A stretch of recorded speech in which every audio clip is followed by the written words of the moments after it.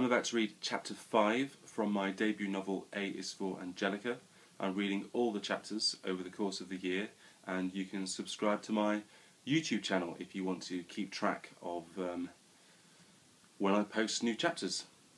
This chapter is called Cigarettes. Angelica has been here less than a week. She's changed everything. The snow has gone. I haven't made a single note on anyone else since she moved in, apart from Benny. I've still made notes on Benny, and I've still hidden behind curtains, but I've only been looking for her. Everything else seems incidental, like two people speaking at once. Eventually, one of them gets lost, drifts away. Angelica lives on her own and smokes outside. She always smokes before she goes to bed. She's doing it now, sat on her doorstep. It's 11:30. I'm watching her from the spare room. The night hides the colour of her clothes. I can see her perfectly clearly, but she's in several shades of grey. She takes long, hard drags of her cigarette and blows smoke into the sky. I think about our conversation again, the day she moved in, the boxes in the street, and Angelica marching with her scissors in her hand, ordering the removal men here, there and everywhere, mucking in, taking boxes into her hallway, putting them down, using her scissors to slice through the masking tape. She'd open a box, see what was inside, and write on it with a marker pen, and I'd wonder why she hadn't done that when she packed. The removal men drove away at 4 o'clock when it was getting dark. Angelica sat slumped on her doorstep, same place she's sitting now, her hair escaping from her ponytail, loose around her neck. I'm going to go and speak to her. What can I say? I could tell her that the cake was from me. She can see me coming. She's going to speak first. Thanks for the cake. You shouldn't have gone to the trouble. How did you know? I didn't tell anyone else, and you should have knocked. It was late. She leans back against the door. It comes ajar and she's in colour. Her toenails are painted, each one a different shade. Where's your husband? She leans forward again and the door closes. She's back in grayscale. I'm sorry? You're wearing a ring. She folds her arms to hide the ring with her jumper. It's a huge jumper. It looks soft to touch. We're separated. I see. I shouldn't have said it. I should have waited. I can feel my skin losing moisture. I'm sweating through my clothes and I can see the snap twitch of Ina McCorkey's fingers out the corner of my eye. Her dark old face hung over her embroidery. Who's the boy that lives next door? She asks. Benny. Benny Martin. That's it, Benny. I knew I'd forget. She unfolds her arms and takes another drag from her cigarette. She does it smoothly, all in one movement. The grip, the inhalation, and the release.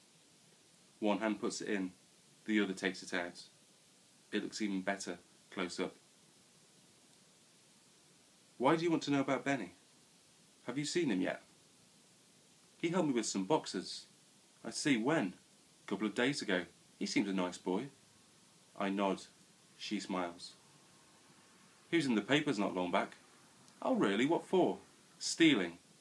Seriously? She says, like I'm lying. Yes, but it's all sorted now. Oh well, good. He seemed all right to me. I'm sure he did. His mother is in the Women's Institute. She seemed all right too. You've met? Of course. Right. I see. She's only in her 40s. So am I, Gordon. Angelica stubs what's left of her cigarette out on the doorstep. She stands up, pushes the door open with her bare heel, and for the first time I notice that she's taller than me, even without shoes. And now she's stepping inside the house. Our second conversation is ending, and I still haven't thought of an opening line, my reason for speaking to her. My mind has gone blank. Is there anything else? There is nothing else. I have nothing to say to her. I shouldn't be here anyway. I should be at home. I shake my head like a schoolchild. Good. Good night then, she says, and turns away from me. As the door closes, I whisper, sleep tight, and hope she doesn't hear me. Then a voice comes from behind the door. Don't worry, I will. Note: Angelica's toenails 4 left to 4 right, 1 to 10, red, yellow, turquoise, orange, red, red, orange, turquoise, yellow, red. Note end. Next morning I get up, feed Kipling, and take him for his walk. We get to the end of the street and he cocks his leg against his tree. He seems to be recovering. Cressington Vale has 8 trees, horse chestnuts, all of them growing through holes in the pavement, apart from one that grows out of the road. It's always been like that. Cars have to wait for traffic coming the other way. Children swerve round it on their bikes. Hedgehogs get flattened. And Kipling urinates against it every day. It's his tree. I wait for him to finish, and then we carry on walking, along Tickle Brook and up through the cemetery to the dog mess bin. Last night, I fell asleep writing in Angelica's file. I woke at 7 this morning, fully clothed and soaked in sweat. The spare room is a mess. There are papers everywhere. I'm going to tidy up when I get back, before Kipling treads on them or rips them to shreds. First job on the list. After that, I'll put him out in the back garden. Then I'm going to B&Q to find out how much chainsaws cost.